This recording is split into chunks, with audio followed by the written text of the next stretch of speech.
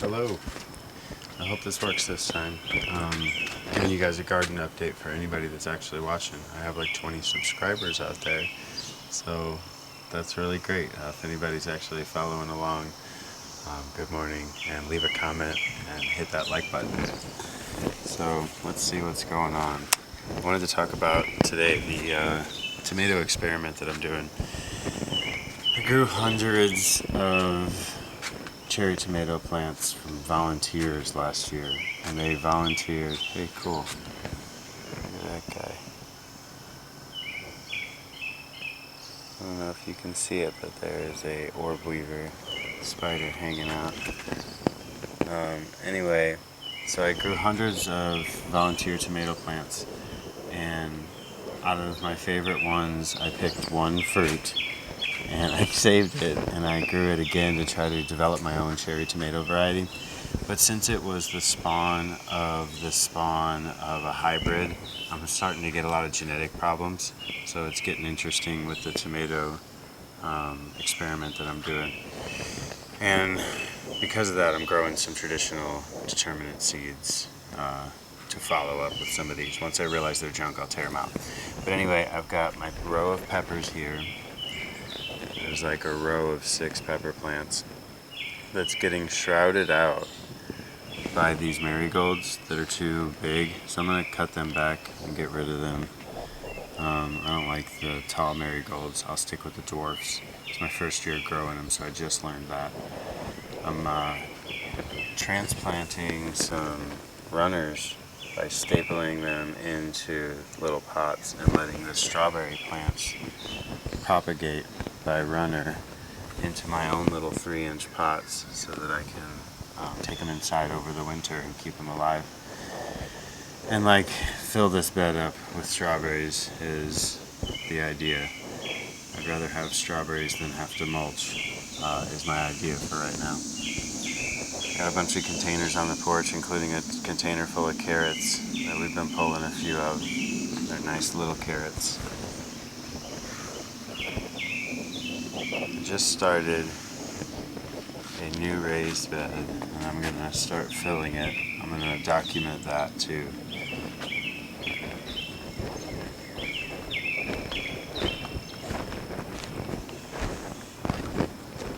Over here we've got the pepper bed, a bunch of peppers coming in, and I planted Swiss chard in here, like a row in between the peppers, and it's been a great idea. So I'm going to do that like all through here. So this bed's going to be gorgeous with Swiss chard and peppers.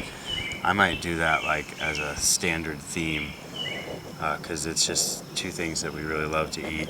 This is kohlrabi, and these greens are fantastic, but I don't know what's happening down here. It's supposed to get like really wide, and I don't know if it's going to do that before it bolts and gets too hot.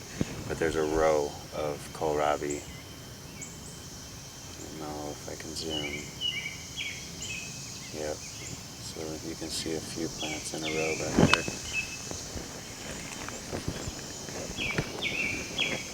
Real quickly, here's the peppers in containers that I have. I mulched them with pine needles, and so that might help with some moisture control, and I might have to water them less bugs, less weeds.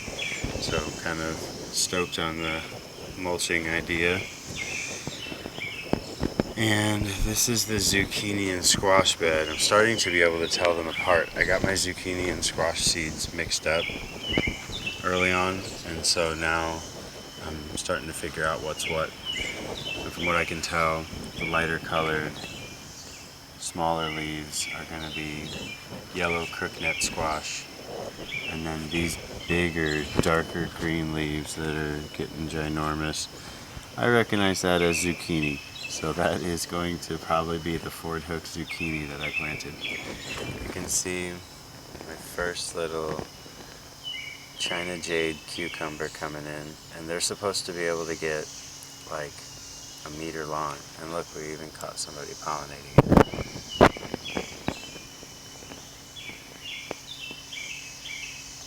But, fun fact, I believe the China Jade cucumber variety is parthenocarpic, so it doesn't even need the pollination to set fruit.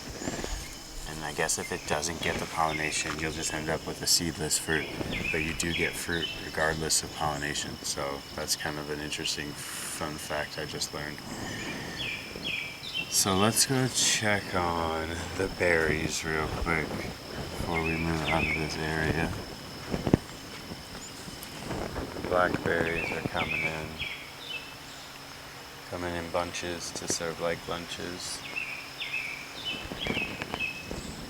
There's just hundreds of them. I don't know if you can see them.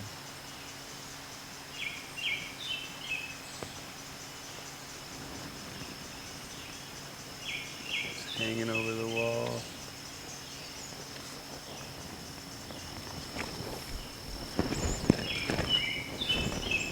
Got a bunch of cucumber plants up there along with some sunflowers that I'm hoping will just train themselves to run all the way down here. Well, not the sunflowers, I just hope that they grow flowers up there, but I want the cucumber plants to come running down here and hang off the wall if they will, but I don't know. I don't know how they grow, or still learning. I don't know what kind of weed this is, but I assume it's going to flower soon, so I'm going to go ahead and let it. These are potatoes.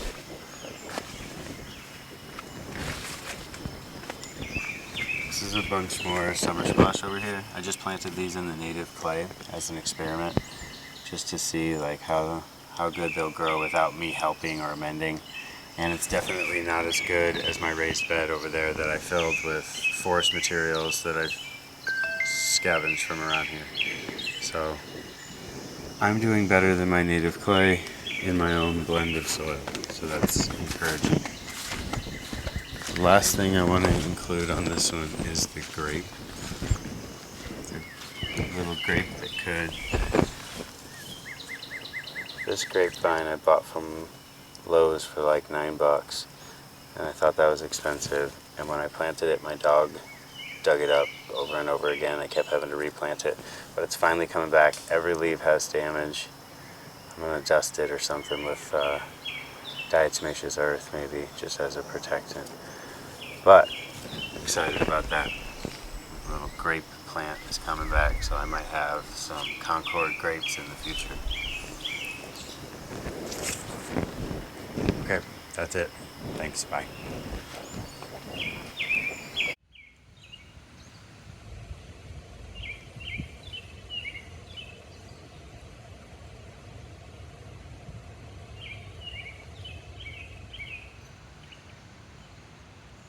You're all right.